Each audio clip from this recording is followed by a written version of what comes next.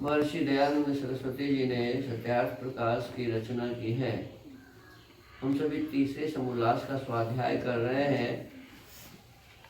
पिछले दिनों बताया गया था कि मोक्ष प्राप्त करने के लिए 6 चीजों के 6 पदार्थों के तत्व ज्ञान की आवश्यकता है। वह 6 पदार्थ क्या है? उसमें कहा कि एक है द्रव्य, क्या है?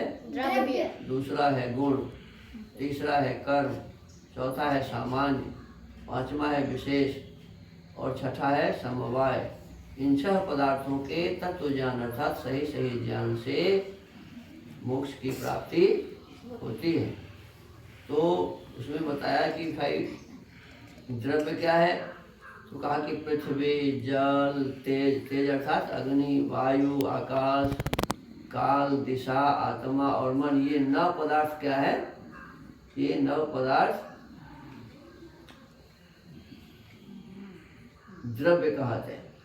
क्या कहते हैं? द्रव्य की परिभाषा इसमें बताया गया कि द्रव्य किसे कहते हैं, तो कहा जिसमें क्रिया भी हो और गुण भी हो। जिसमें क्रिया भी हो और गुण हो, और यदि क्रिया न भी हो तो गुण तो जरूर हो, है ना जी? जिसमें गुण होगा तो हम समझ जाएंगे कि ये क्या है? द्रव्य। कोई भी गुण हो, जिसमें गुण होगा उसको क्या समझेंगी? समझेंगे द्रव्य। और क्रिया भी हो तब भी द्रव्य। क्रिया और गुण दोनों होने से द्रव्य होगा, या केवल गुण भी होने से द्रव्य होगा। फिर इसमें कहा कि लक्षण क्या है, कहते जिससे लक्ष्य को जाना जाए, जिससे लक्ष्य को जाना जाए उसे लक्षण कहते हैं। जैसे आप या वहां बैठे हैं तो आपको मैं देख रहा हूँ, किससे देख रहा हूँ? आँख से। आप मुझे देख रहे हैं, किससे देख रहे हैं? आँख से। तो ये आँख हो गया लक्षण। जिससे लक्ष्य को जाना जाए वे लक्षण कहते हैं। अब आगे इसमें बताया कि पृथ्वी के में क्या क्या गुण हैं। क्या बताया?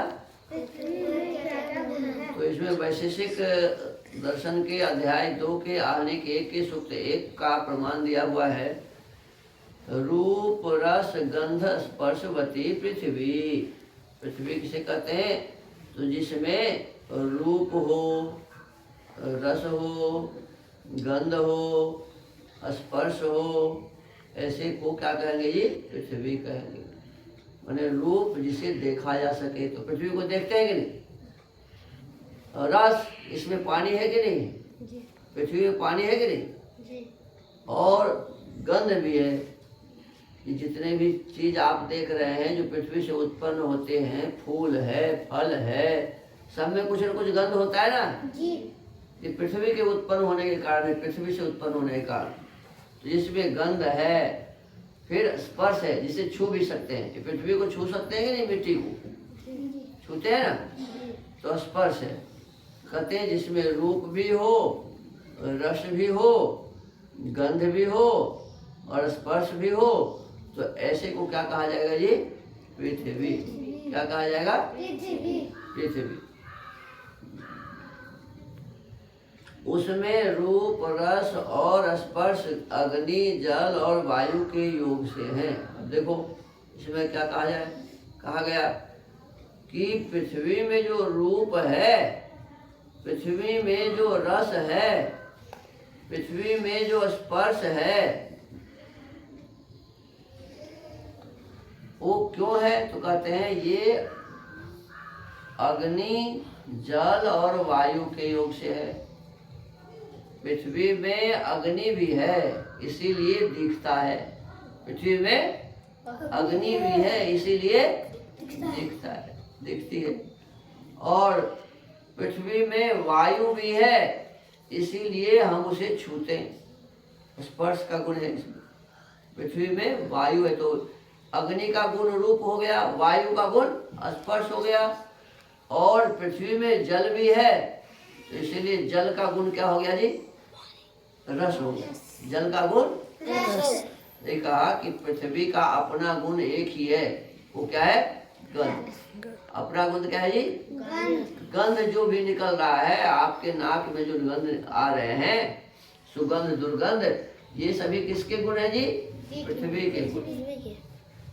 तो पृथ्वी का अपना गुण क्या हो गया? गंध। पृथ्वी का अपना गुण क्या हुआ जी? गंध। और रस जो पृथ्वी में है ये जल का गुण है। ये रूप जो पृथ्वी में है वो अग्नि का गुण है, जिसको तेज कहा। और स्पर्श जो गुण है पृथ्वी में, ये किसका गुण है? वायु का गुण है। तो इस प्रकार से हमें थोड़ी थोड़ी बातें प्रतिदिन नियमित रूप से समझनी चाहिए। कि आज हमने पढ़ा कि पृथ्वी, जल, अग्नि और ये वायु, इन 4 चीजों के सम्मिश्रण को इसमें कहा कि ये पृथ्वी है, जिसमें रूप भी है, रस भी है, गंध भी है और स्पर्श भी है। तो इन 4 चीजों के जो मेल से बना हुआ पदार्थ है उसको इसमें कहा कि पृथ्वी। और उसमें पृथ्वी का अपना गुण क्या बताया जी? केवल गंध। पृथ्वी का अपना गुण क्या बताया? केवल गंध। और पृथ्वी में जो रूप है वो अग्नि का गुण है, पृथ्वी में जो रस है वो जल का गुण है, पृथ्वी में जो स्पर्श है वो वायु का गुण है। तो हमको इस प्रकार से समझना चाहिए। तो आज के सत्यार्थ प्रकाश स्वाध्याय के क्रम को यहीं विराम देते हैं। ओम।